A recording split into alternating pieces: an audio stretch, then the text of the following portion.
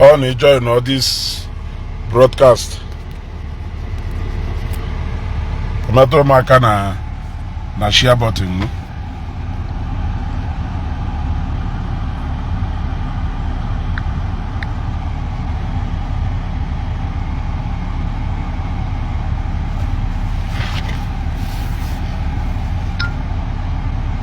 On enjoying all this broadcast. You metro maka na share button, no? Onwelo something na-ekwu na my live program all along, and na-ekwu ndị mmadụ na-ada eche na some of the things na-ekwu na na-eme live broadcast. Ịghọtago na mama even na-ekwu or na some of those things na-ada ekwu na na-put up. Ịma na agwa m ụnụ na Matthias, who agent of this division, ka ọ na Igbo. Na nke ikpeazụ a ekwensu chọrọ iji Matthias wee webata division along religious line na Igbo. Ịghọtara? Mana Chineke aya ekwe. Ịghọtago? Chineke aya ekwe ka ife ahụ ekwensu chọrọ iji elu. Chukwu aya ekwe ka dati mmezuo na Igbo. Ịghọtago? Ya ụtụtụ ọma na ndị nke m. Ịghọtara? Chukwu aya ekwe ka ife ahụ Chineke ekwensu chọrọ iji ewelu ka o mezuo na Igbo. Agwa m ụnụ na ndị ụka na ndị omenala has been coexisting peacefully before Matthias wee bido message of hate here. Yes, we have been living peacefully. Onwe onye ya na ibe na anụ ọgụ wee luo n'obubata message of hate na Igbo. Ọdụzie ka ya si na onye nọlụ ọdụ ka ya na nwanne ya na-eso okwu ebe nna ife awụ edo nwambala dị n'ọkpụ na eze ka nna ife anada ebe a wo ana ahapụrụ edo nwambala alụsị a na-akpọ edo nwambala n'ọkpụ na eze ahịa ọnya nwe anaghị ịfụrụ ya elu ka mgbala okwu asị ọsọ anaghị elu 10 plots of land. Ịghọtago? Okwu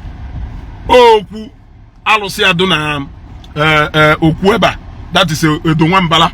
Ịghọtago? Now agwa m ụnụ na ekwukọtara m okwu so many times. Agwa m ụnụ na ebe na edo nwambala na church fesiri edo nwambala ife ahụ Grace of God Mission. Ife ahụ unu ụka ada ebe ahụ Grace of God Mission. Amara na m ife mara unu ụka adụọ n'ebe a, if I'm not mistaken, unu ụka adụọ n'ebe a more than 30 years. Mba unu ụka adụga ebe a more than 30 years na-emere onwe ha programs ha niile ka ha na-emere onwe ha. Nwonde ha na ha na-enwe nsogbu. They have never for one day have any crash, physically or otherwise, with this okwu edo nwambala.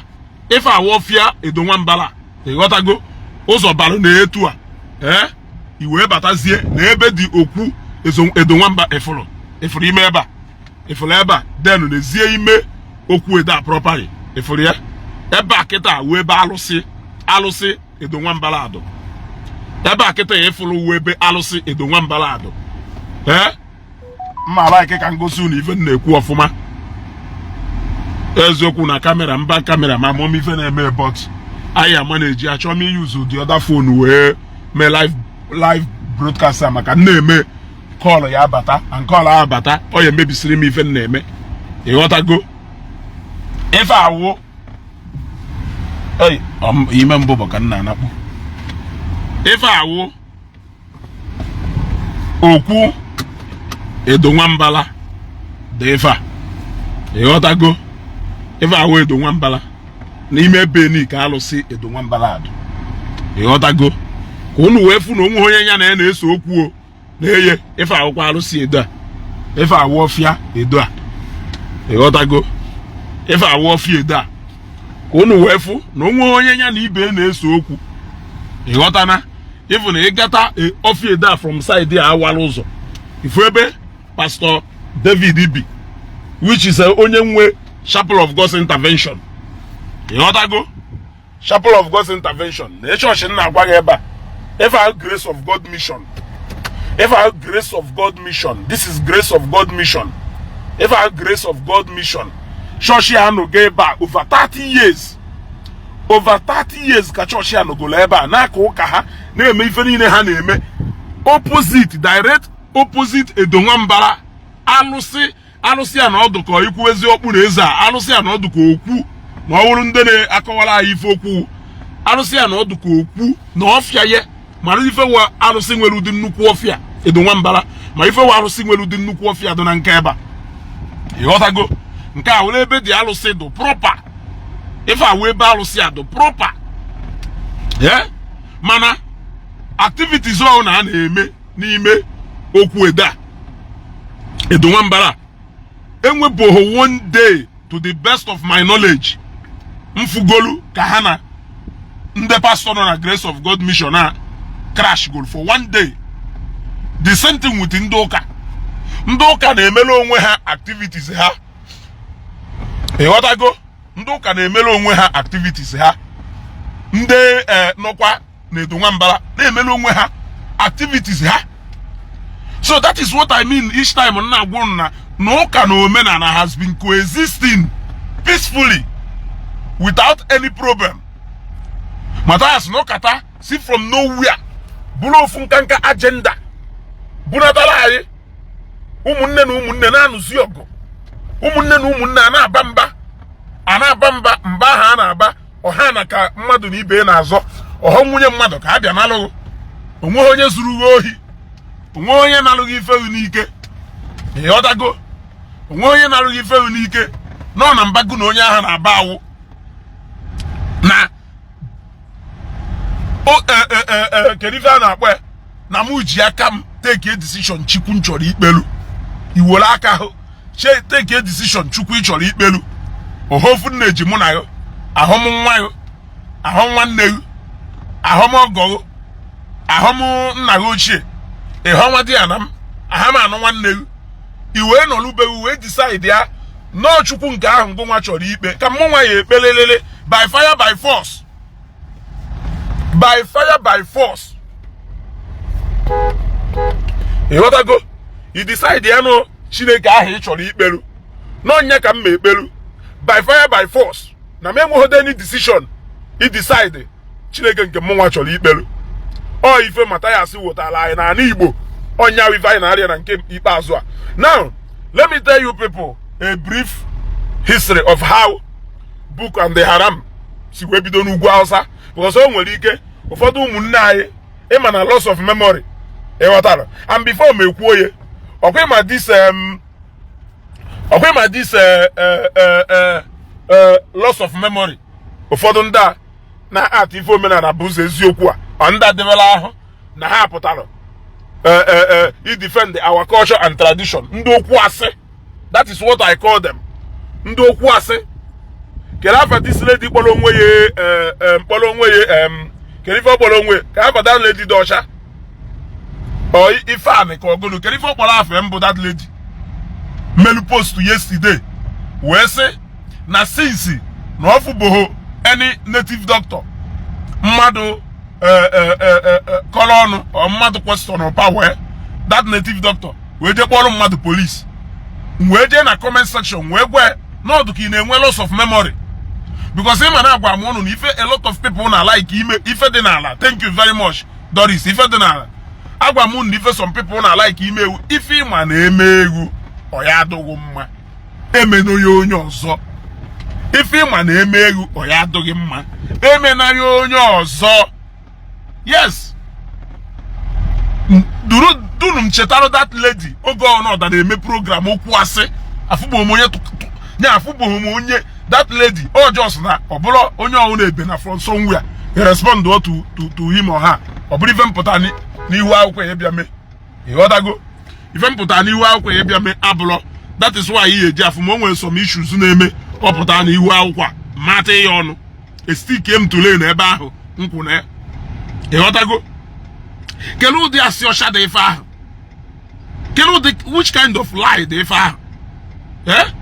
Nwanya we nwe boldness ịpụta n'ihu akwụkwọ wee na-ekwu na sisi na ọfụ bụ nwa dibịa je arrest mmadụ because na onye a na-akọta na ife ndị nwa dibịa na-ekwu na ha eje tụọ na alụsị ha jezie tụọ na alụsị ka agụ na alụsị gbagawa kele ụdị asị dị ife ahụ ebe anyị nọ n'ihu akwụkwọ ebe a n'ihu mụ na gị ebe a ka anyị nọ n'ihu mụ na gị ebe a ka anyị nọ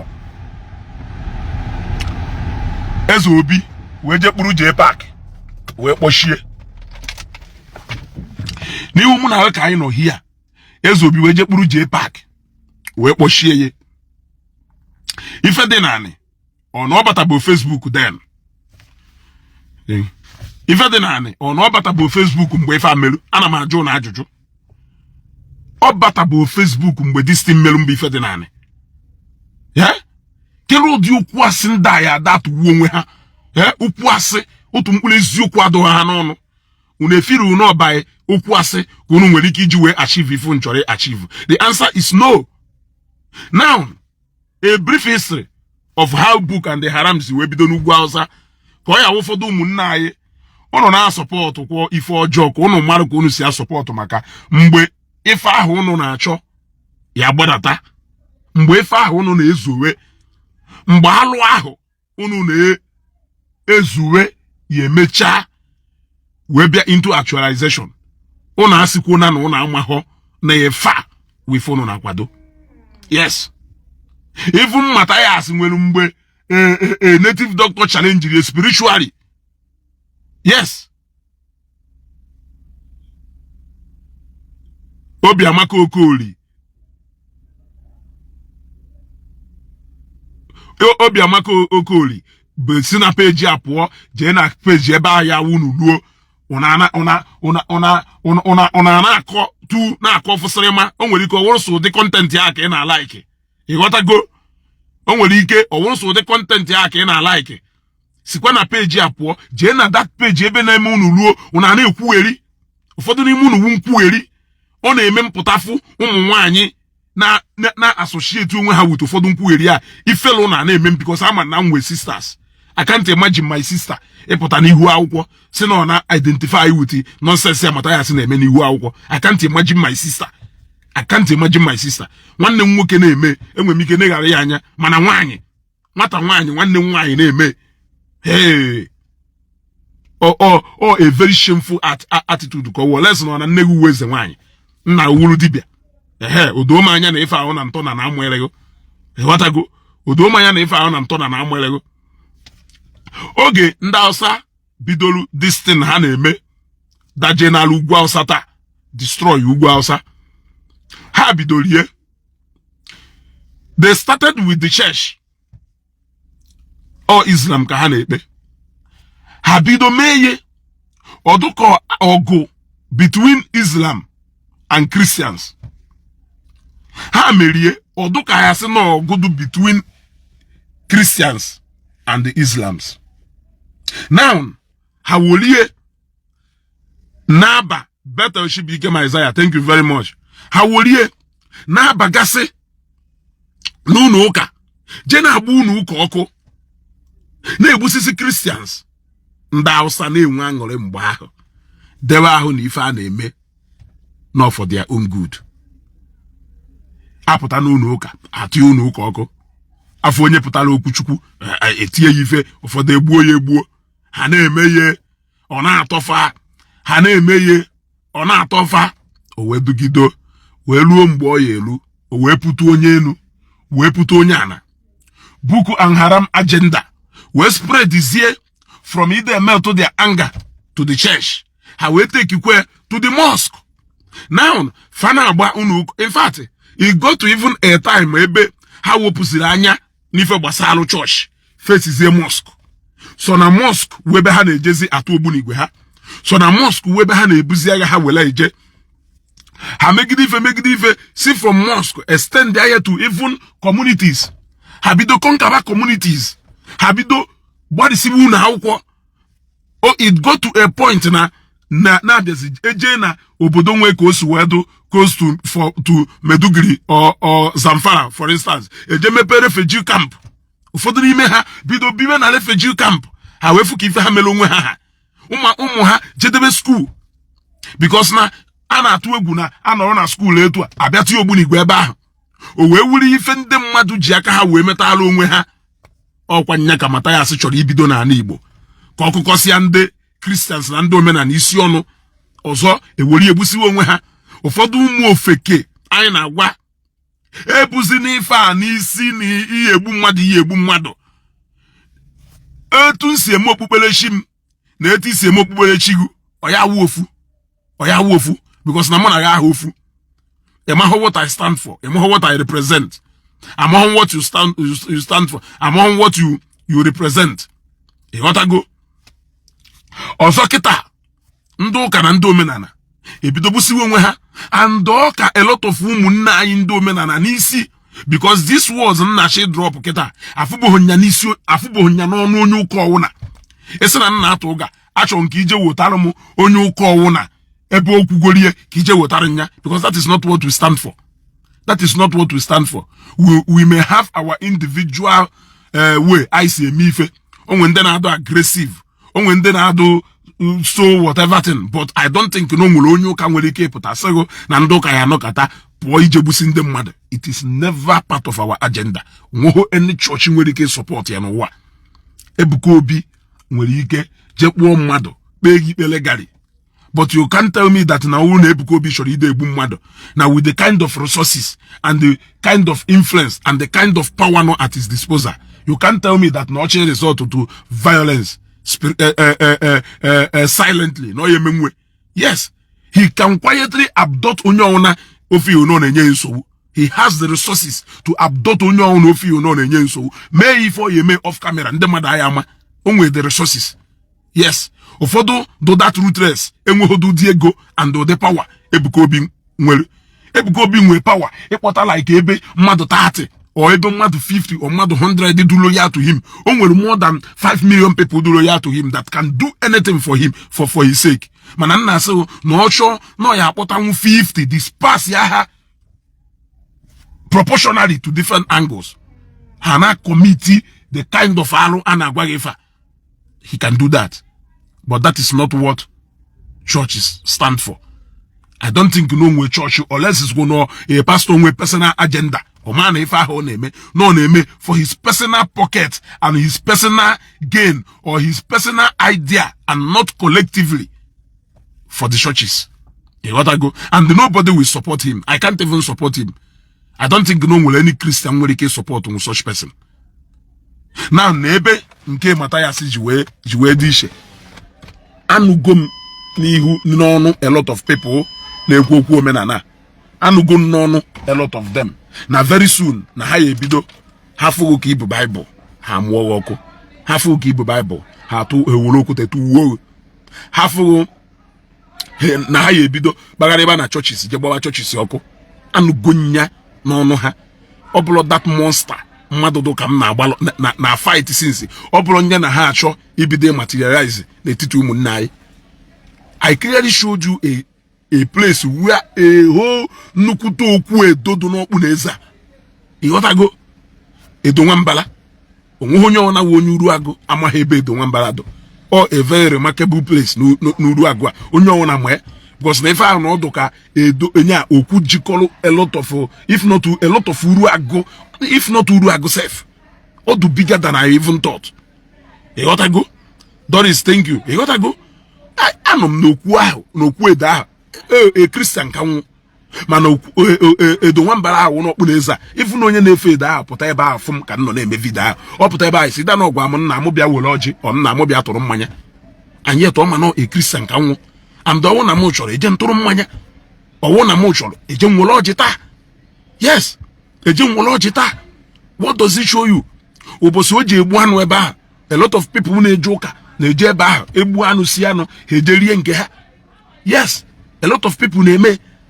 So amaghị ebe ọgụ a si wee pụta nke na ndị a na-akwado na ha ya egbu iri ihe mmadụ. Ha na-akwadosi ike na ọbara mmadụ ya abalịrị na ya. Yeah? Ha hana akwadosi ike na ọbala mmadụ ya abalele na arrangement to meet with Senator Ifeanyi Uba is almost 70% complete. The video ya bịa n'ihu akwụkwọ ndị ba ya afịa, because it's high time government bidoro ineba anya n'efe before the thing grow up into a full blown agha. Ịghọtago? Ịma na government buy adugo used to na ha ya akwụsị n'ife mgbe ọ ka nọ na little stage. Ha na like ịhapụ things mgbe that thing blow up out of proportion, then that is the only time ha na like ibido confront our things. You got to go. Or if a government buy, or na government buy you do good na if na kick up, abuse both dislodge if a lot of things na me buy ya. I suppose you dey me. You got to na man ha do good na ha na like a happy if until if maybe sicha. So that is why somebody like me will decide to start this campaign no gay. Yes, I decided to start this campaign no gay. Can I do this campaign no gay? Let it be known and let it be written in history. Whether na man or na man or hair, whether I may live with this my life, no na nduma aya gafe chinine or no aya gafe the next 30 minutes. Let it be written in history that Ezeaku was among the first people who stood to fight for this thing. Ndi Igbo, because na how disastrous odo benda Hausa. How disastrous this thing to benda Hausa. Egosi nda Hausa if na eme ha today. Gosi ha ntosi we bido. They will wish that na ha na she are back to yesteryears. Yes. They will wish that na clock ya gashiya anti-clockwise buchi ya back to mbone bido. But mbone bido ha na enjoy ye. They were na ha na azo for their religion. Na ha na eme for this one, na ha na eme for this one. But today opu go out of proportion. Onye ona kitaziri ye. Ịghọtago? Onwozi onye ọhalo. Ọha onye enu. Ọha onye ana. Ọha onye enu. Ọha onye ana. Oputu gị imi, o weputu ọnụ. Ụfọdụ ndị bayi ịmana na-abịa na Igbo, na religion na Christianity dominate na Igbo. Ị nọrọ ebe ahụ ada akpa nkata, na-ekwu na ya ejetu unu ụka ọkụ, na-ekwu na ya atụ onye bụ Bible okwute mụọ ya ọkụ, ị nọrọ na support ha. Okwute aha ya atụ n'ime afịa. Onweghị onye ma onye ọ ya atụ. O nwere ike tụ nwanne, o nwere ike tụ nwanna ya, o nwere ike tụ ikwu, o nwere ike tụ ibe, o nwere ike tụọ ọgọgụ, o nwere ike tụ onye ịgọrube. Ịghọtago? Maka na okwute iwe je mawi n'ime mbụbọ. Ị maghị onye okwute ahụ tụrụ n'isi. O nwere ike ọwụla agbata obi iwu nọ n'ime mbụbọ ahụ. Iwe mawi okwute ahụ n'ime mbụbọ. Ọ daa agbata obi iwu n'isi. There was a video, ekwugo m ife ugboro one. There was a video mmelu na sometime ebe first or second week of December. Emelu that video na Ekelafa this state na Lagos. Ekelafa this state na Lagos. Na gate ye kan no we me that video that day. Chinonso Madoka, if I'm not mistaken, I'm a near that wash me eba. When I go for that particular day, na that estate gate you know. Yes. Ebembia ibulu moto ma jamuru n'ihu. He got to go.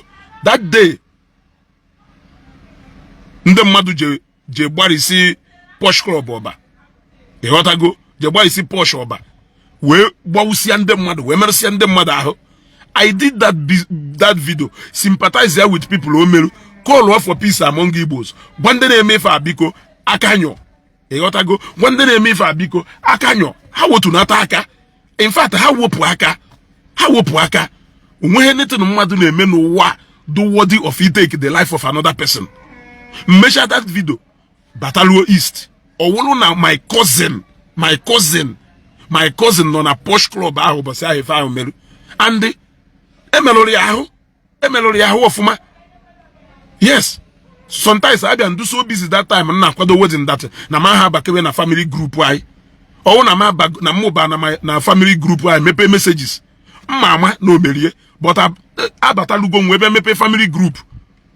WhatsApp group why. We be following na my cousin the same surname, the same family. Who a victim never melu. No na Chineke mela yebele. agbawo ya agbawo ọwụla ahụ ife merụsịrị ya were mgbegbe melụọ ya ahụ. Ịghọtago? So sometimes a na-ekwu ife a ndị be anya ha aghọta area ebe. Look, let me tell you what you don't know. Onwe some criminal element no stand by kịta na-eche ka apịa activating button ka ha wee were opportunity ahụ wee carry out a lot of their criminal act. Yes, o nwere a lot of bandit nọ na nkọkịta na-eche ka dịtị ka ọ wụrụ ya ka ekwu oke na ọwụrụ na ka ha wee were opportunity ahụ wee hijack ya the whole system. The thing ya pụziri self na original plan onye bidoro ife ahụ ji wee bide. Yes, because ama na onye bidoro ife ahụ nwere ike nwee plan which I know that it is not good. I can bet you na whatever plan Matthias ji wee bido ife, it is not good. It is a personal gain. It is a personal gain. Oh no, a personal gain. He will look far and see that if on a me to capable of taking the lives of umunai. When they will light brain, when they have comprehend, when they misunderstand the go messages here now, when they will ike iji maka message ya carry out an art ya we na no eba ngo nwa self bidoro ife anwe ike na ase ha ediri munu je mefa but ka ị na-preach ri mmadụ sie na nwanne gị uwe onye ọjọọ na nwanne gị mere nka na nwanne gị mere nka na nwanne gị mere nka ya agwakwe etu o yesi we treat fuck up nwanne ya agwa ya you have done your job. Yes, unless na agwa ya na agwakwe solution, unless na agwa na ife adukwa etu a na ife adukwa etu a na agwakwe solution otu o yesi we avoid that thing. O jezie me another one isi nwanna na nke akwụkwọ nke ngwara but ke solution ọ na-agwa ha onwe ka esi wee chọọ m afọ ha onwe ka esi wee gbuo m onwe ka esi wee mee m nka jenu so no ka ha ọkụ jenu gbuo ha. Onya solution ọ na-agwa ha solution nye niile ankle on gbuo mụọ ọkụ gbuo mụọ ọkụ. Because amon no ndo ka gburu nna nna amon no na onye nyori ụwa no ndo ka gburie. Ono loketa na ife na wemi wesef wu na ụmụ ekperima niile nwelu na ana Igbo ndị ohi niile ndị ama niile ndị nsi na aja niile enwelu na ana Igbo ere group go onwe ha wuruzie umbrella of message ọ na-enye wee tinye n'isi onwe ha. Yes, ndị ohi niile enwelu na ana Igbo ndị ama niile ndị nsi na aja niile ndị ọjọọ niile enwelu na ana Igbo ndị a na-adụ mma eje na hide ya now under the umbrella of Omenala Ezeaku wee na-eche ka apịa activating button ka hafu kene 1 2 3 or 10 persons ye nwe liver enough to come out and press the button senya mebe ka ha wole opportunity ya wee mabatakwa wee gbusisi ụmụazị bai wee gbusisi ụmụnne anyị ndị onye dụka ma nọ n'ụlọ ebezio mbai anọ ma ebe but ama na agbata obi m na ebe ama na ikwu na ibe m na ebe ama na ndị ọgọ m na ebe ama na my extended family na ha base here. So ife njikwa ekwu nke a na-ekwu for ụfọdụ ụmụnne anyị ndị do involve na ife a na-eme idebe ahụ na ịnọghọ Nigeria ka ịnọghọ Nigeria nne gị ọnọghọ Nigeria nna gị ọnọghọ Nigeria ikwu na ibe gị ọnọghọ Nigeria ndị enyi na ọgọ gị ha nọ Nigeria your friends ọ na ha nọ Nigeria ọ na your friends ha nọ Nigeria. Ejikwa m opportunity a wee na-agwakwa ụmụnne anyị ndị n'obodo oyiwo onweho ebe record goro in recent time na ndị ụka na ndị omenala na-enwe physical combat or physical ọgụ anywhere na ana Igbo. Jee na Nkwọ Nnewi, jee na edo okwu edo enwere churches surrounded okwu edo ahụ ndị bịara ụka na-abịa ụka ndị bịara afịa na-abịa afịa na ọ n'ime afịa na-eme ekpere steady ayet ife awụ edo ezemewi agba edo Nkwọ Nnewi agba edo market agba edo market agba edo market o afịa du na okwu edo yet a na-ama to speak ebe niile na-ekwu okwu Chukwu onye na-efe edo n'ọdụ ka isi edo apụtabụghị one day si ndị niile na-agba speaker ahụ ezi ozi ọma ha gbanyụsịa speakers ya. Then onwebụghị mgbe anọkọtara sị na o nwere activities a na-eme n'ime edo ndị mmadụ pụta na complain. Onwebụrụ ọkwọ na Easter Sunday ka njechara somewhere na-apụta ndị mmọnwụ jukwa ebe niile. Ụfọdụ n'ime ha I gave them money and pass. I have go a video of ebe ndị mmọnwụ na community pụtara baa na parish house ka ha jee kene parish priest. I have go. Yes, we saw that video. Ebe ndị mmọnwụ ti mmọnwụ wee mabata n'ime field bata ka ha bịa kene parish priest. Father nọ na that parish ọ chụpụrụ ha? No. Ndị mmadụ achụsịsịrị ndị mmọnwụ ahụ n'ụlọ ụka? The answer is no. Keluzie ebe this division si wee na spring up. If you like, you can lecture our people, you can teach our people, you can try to even convert some people back to the traditional way of worship, according to our forefathers si wee worship their God. But don't attach any violence to it. Don't attach any violent undertone to it. It will be capable. Religion so na something may destroy a nation. It is the highest tool in which we millions of people na this surface earth, because people now do too emotionally attached to it. Ya capitalize on it. Onye chọrọ igbu mmadụ ya capitalize on it wee gbuo mmadụ. Ọdụrọ mma ọwụ na inenechi ugwu Hausa, Meduguri, Zamfara na ndị otu ọwụ na inenechi etu be ha du today wee filuo na ịshọrọ ka na Igbo dị etu a. Continue in the hate if Matthias na spread. Epụta ebe moto nwere accident egwu ụmụnne anyị no ụka meru ha ji wee nwe accident. Epụta ebe mmadụ nwụrụ ịnọ ebe amara posta akwamozu egwu ụmụnne anyị nọ ndị ụka meru. You are trying to turn the people nọ na Igbo against ndị ụka. That is what you are trying to do. You are trying to build up rebels against Christianity in Igbo land. Ka ọ ya ndị be anyị la ụla cheta maka ụka gbuo mmadụ a na-agụ ha. If you like, gradually spread your message or gospel. Onye chọrọ ịnata ozigu ya nata ozigu. Onye achọghị ịnata ozigu until ni wolu mmadewe n'onu. So ọwụrụ na ịma na ịchọghị iteke to the level of ebe ahịa wee wolu mma egbechido mmadụ. Ikwelu n'ife a ọ na ikweghụ n'ife a. Onye asị unu okwe na nke ọ do free. Onye asị unu okweghụ na nke a ma baa n'onu. Ọ na ịchọghọ ka that message ruo ebe ahụ. Wolu nwayọ spread your message to our people. Yes. Ahameli pizza. Ahamata pizza.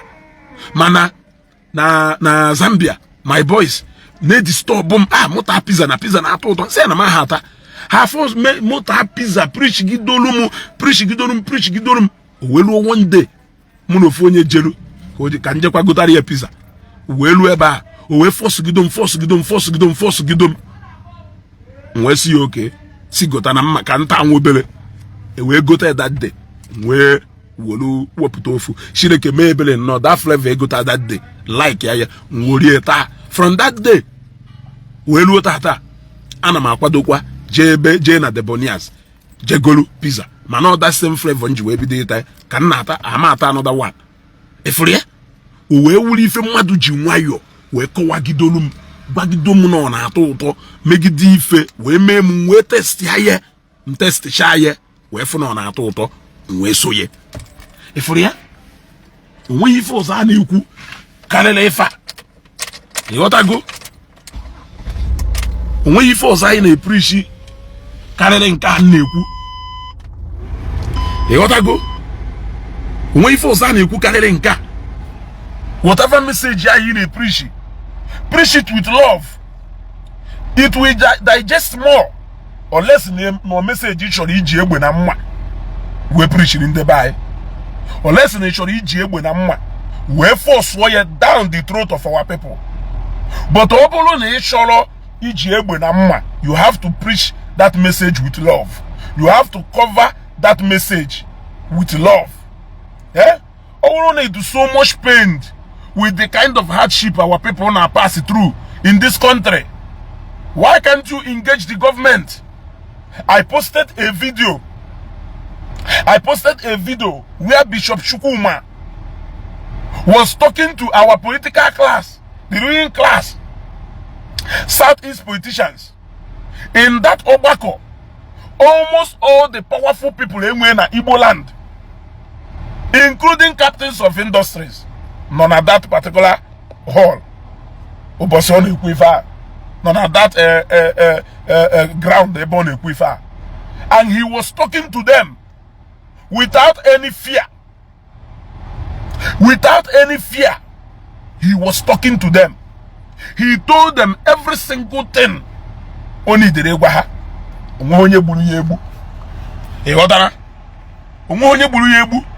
you can pass that same message to them and they will hear you. He got to go. Obolo, he will all of the government. He will enable Ndoka. He will honor a church leader today. He will honor a church owner today. It doesn't matter. No Omenala. Oka eje peruchine ke no bi na anywhere. He got to go. He got to go. It doesn't matter no Oka Ndi Jesus. Oka Ndi Omenala. Man, he will honor a church leader today. So why can't you begin to behave like one now? People need the leader in Anya. Now more in fact, at this advice, I think I will write my own letter to Matthias. Yes, I will write my own letter to Matthias. Be a true reflection of Ifa church leaders. Show them and teach them what you want them to be doing. Use your life. Use what you have done. Use what you are doing to pass a message to them. Use what you are doing. Use what you have done to pass a message to them. They will get that message more than if any name. You got to go?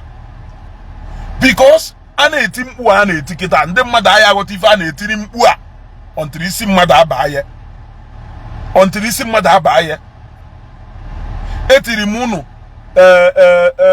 video ebe na akwa my uncle yesterday. Ifu oge ndị ụka kacha ala ụka efu ka ndị onwe mmadụ si wee take over. Efu ka ndị onwe mmadụ si wee take over. Onwe uniform mana ọ na mmesu Ishi eduto ndị nọgasị n'ime nnukwu compound. Ifu uniform ahụ wụ uniform ndị nwunye edi. Ụmụ ọkpụ nọkwa. Ndị Ward 51 ọkpụ na eze nọkwa. Ụmụ okolobịa nọkwa. Ọkpụ na eze Youth Progressive nọkwa. If niile awụ different groups from our family to the community level. Ha ncha niile nwere a place in this burial emelu. Ha ncha niile nwere a place in this burial emelu. Ha ncha niile nwere a role in this burial emelu. Ha ncha niile nwere ife a enye ha in this burial emelu. Ndị nna ochie ya bịa gbafe ngwuru taa, which is the final traditional right enye a man who di opinion na Nnewi a o wee na-arụ ebe ọ na-eje. Yes, ọ wụrụ na imecha ya na ịkwawa ozu kwasasịcha nwa okorobịa na Nnewi, especially onye chi ụmụ onye achịghị ụmụ, whether na ọchị ụmụ ọ nọchị ụmụ, mana nwa okorobịa a esiso nwa ya anọta nne ya anọta, iwe kwachasịcha ya o wee wụ na ndị nna ya ochie abịa ọgbafe ngwuru ma na ịkwaba ozu ịkwaba onye a iji ọsọ mara ọma west ya time na mmechakọrọ ya ewu na ndị nna ya ochie bịa gbafe ngwuru ịma na luo. Yes, ịma na luo. A na-eme ụka agwaghị emezina, ụka agwaghị ndị nwunye di anọzi na mife ha suppose ime na akwamozu. Ụka anapụghị ndị ụmụ ọkpụ pawa ha nwere. Ịghọtago? Ụmụada ụka anapụghị pawa ha ka dị intact. Okwu nwe ka o esi wee si ike ụmụada abata n'okwu a. ụmụada abata n'ukwu a ịghọtago anapụ ha pọwa ha so nọ ndị ụka ka ụka kachasị ụka eni ozu na akwụ ndị ụka wụ the first people a na-akwụ bụkọrọ ndị ụkọchukwu ụmụ bujere ihe na St. Mary's yesterday ebujere ndị ụkọchukwu bịa ka ụka nni ha na vicarage ha erie akwụọ general people ndị bịa nọrọ ewe ka ụka ha pụọ family and community eteke over ememezie ife ndị ọzọ according to ntu omenala anyị si wee do kedu ife a na-ekwu ife a kedu ife a na-ekwu ife a kelee ebe ị asị mụ na ndụ kelee ebe ọwụ can you tell me one mmadụ anọkọtada na sị ụlọ na-eje ụka bata bewu bịa zuru nwa nwaanyị n'ohi sị na because na ọ na-eje ụka na onye fulfill the traditional right o nwere chọọchị ya agbaghị akwụkwọ anywhere o nwere chọọchị ya agbaghị akwụkwọ anywhere Anglican church na Nnewi a anyị ama ọkwa wedding ụlọ ahụ more than 3 times ife eji ama ọkwa ahụ na community level wo ka amanụ na onwere onye ya bịa sị na onye akwụkwọ nwa anyị nwaanyị na onwe bụ okwu ife nyere anyị n'isi nwa ahụ na onye akwụkwọ nwa anyị na onwe bụ okwu ife nyere anyị na-ekwu ife dị otu a na-ekwu ife dị otu a ife eji ama ọkwa ahụ so church recognized the power of ndị nwe mmadụ ha ma na onye ahụ dị a member na onwere ndị nwe na osi from somewhere and na onwere ka ha si eme yes ọ wụrụ na chọọchị achọọ ishige echichi ezinne or anything chọọchị ya ejekwa jukwa ese hapụzie maka personal wickedness ya mmadụ gbasiri na onwe eye ịma na onwe ụba ife mma hụ na onwere 1 2 3 things chọọchị ya ejeju ese na community gị mmadụ ka isi eme na community gị you see so pass your message. Let people get your message. Own a message good sweet. People will automatically test it what you are telling them. Or aka can docha Jew dominate by ya. Aka Christianity Jew germinate by ya. We poor for over how many years? A force a force maka message you on a force wele nye mmadu. Onye ahụ na afu ye na that thing won't go benefit more. Not to nyawa. If not, ngwa ko benefit more. Or you water not sweet na to e be na force la shaye. Mo waiting fried rice with chicken. E amazi odi anya ifulu mmadu. Iwe force wazie nya ri ife na ife atoka. Mmadu zi odi relationship gu na onye ahụ nwere. Mazi in fact e ama how close gu na mmadu do. Maro how trust onye ahụ nwere ebe no. Iwe force wazie onye anya ri ife na icho ko ri eye. Not just anybody. That is why Oji eme Ishi Igbo onye ọcha wayo. Iwolu love. Ishi Igbo onye ọcha wayo nari ife. Iwolu love. You na-eme ni love ya. Megide or fall in love with you. Iri wa ye je walu. E wota go. O Ishi Igbo onye ọcha wayo. Iwolu force bata. Osukwe nya wuru na oke ite agwologo haka 5-story building. Osukwe nya wuru na oke ite aha agwologo haka 5-story building. Ebiazie na iwu akwụkwọ si onye ọcha si nya were ọsọ nye gị ga onye nye gị that money. Ị ka ya ezo that message na love iwe nata ya ego etu aka ọ dị ebe niile. So achọghị m ka a lot of ụmụ ekperima nọ anyị ndị ogbu ala ọbala ndị na-agwọ nsi mannerless people azụ ha azụ. Achọghị m ka ha take advantage of this message, Matthias. They are all waiting now, hiding, staying along the corner. Now wash it, now water the glass, now do green. Ka ha we jump on it. Ka ha we devour Igbo bae. Ka ha we rie ndị bae. Ka ha we busise ụmụazị gafusi wakwa ọbara ụmụazị bae. We will not allow it to get to that point. Ụfọdụ n'ime ha ka ị na-afụ ya bịa na program a na-eme bịa na asị egbukwa mmadụ amụ ya ọkụ eme nke a ife ha na-achọ ọwụ onye nwere that will to first execute ife ha na-achọ then ifuzie ha emewe ya. Ịghọtago? I have shown you Edo Nwambala Grace of God Mission do like this. Okpu Edonwambala do like this. They have stayed like that for so many years. Anubohogo. They have stayed like that for so many years. Anubohogo. Amahomu ebe this motion. Amahomu ebe this idea that no will even selu ndo kana ndo menana. Amahomu ebe that ideas will spring out from. I don't know where that idea came out from. But I am telling you, Ndi Igbo, nenekwano Zamfara State, nenekwano Nda Hausa, nenekwano Howiki inwe mmiri iwu isi okwe nata ikwe. Howiki inwe mmiri iwu isi okwe nata ikwe. Mbidi ife na adukwa izi, mana nkwụsị ya na-esi ike. Okwifuru ilu duplex from Ana to up now to just very difficult. You got that? But you destroy here, you can destroy it within one day. Can you destroy peace I enjoy in an Igbo because of something I don't understand? Ibibem na muna ejoka today. Onwelu ifu nwelu to do with ngwa no beg. Na mna go more today. Onwelu ifu nwelu to do with ngwa no beg. But I can decide to preach to you. I can decide to preach to you one day, but I need to the choice is still yours. I will not force you either.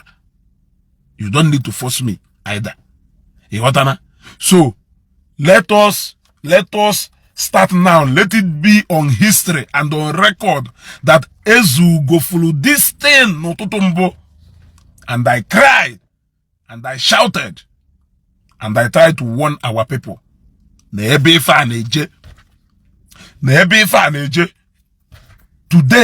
Manda Sasasho, Alaji Shakao, Kakuwoye. But has a way what day, has a way equipped there, has a way groom way up. Has a way groom way up. Today, Hanchani Nine Suziwe na choe Kagwo Kakuwoye. Otokwanizi. No toto mboka hangwele opportunity, you hope we kelo. No toto mboka hangwele opportunity, danwe koko. Mana ha hapoli ye. Owolu message oje romance their ego. Eh? Kai mulu na anya. Kai mulu na anya. Kai mulu na anya. May end this program here. Because now, just like I said, I will akwa mozubai. E gotta go. So, me just ne wolu time. When apota. E gotta go. Now pass 1 or 2 message. Share this video, share this program. Share this program massively, because share this program.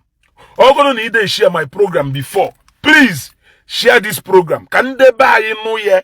Kono maluko nezugo so we dakamanti ano toto mbo. Obalonyi Igbo na daye mpa. Ife neme na Igbo aduge enough. Ayacho another thing ye me mmadụ bata uno ka ọ na-akpọ obeye egwu na atụ ya. Enwere obodo niile ya wepụta ifu na nwa dibia anyị nwe nwa dibia na ụmụnna okwe egwugo nye ugboro one. Mgbara ofu ụbọchị ka mmeri video ba be nno ka mmeri video se kene ndị bai. Ka njọ ya ajụjụ. Nna ajụ ya ajụjụ anyị nọ nwunye ya pụta. Nwunye na-eje ụka. Ụmụ ya niile na-eje ụka. Ọ bụrụ na nwa dibia na-alụ dibia egbochiri ho nwunye na ụmụ ya ide eje ụka. Ọ bụrụ na nwa dibia na-alụ na-ame dibia ịmakwu na ndị ụka wụ kọstọma anapụrụ ya anapụ na ndị na ịma na nnewu niile mewe omenala ọbara ya. Nnewu niile baa mekpebe traditional ife abelivo na ọbara nyanwa. Mana ọ bụrụ na nyanwa nwa dibia adụghọ against family ide eje ụka. Or he discriminate against ndị ụka na ndị ife a. Nruo ntuo ya afọ ọfụma kwe n'aka. Gwenya gwa ndị ba ya okwu. Gwenya kwuo something based on ife anyị na-ekwu. Ka unu nụ ye. Ka unu nụ ye. Ka unu nụ ye. Biko, message nke ọzọ enihe na-anụ. Personal interest gwara na personal interest. Onye ahụ achọghọkwa ịma na okpochapụrụ the whole of Anambra State. Provided na that interest ọ na-achọ na o nwetara ya. Onye ahụ achọghọkwa ịma na the whole of southeast ikpochapụrụ. provided na that personal interest ọ na-achọ na o nwetara ya ka anyị mụrụ n'anya ndị Igbo a sị na onye anwụ gbarụ na-eme ofu okpoloko ijiji ọ gbawa ọsọ. Let us read through our history back. We have come a long way. A lot of things said like this, a guy. It's just that Nanko na than ebido ayadado sharp enough to see the end from the beginning. A lot of things said similar to this, a guy.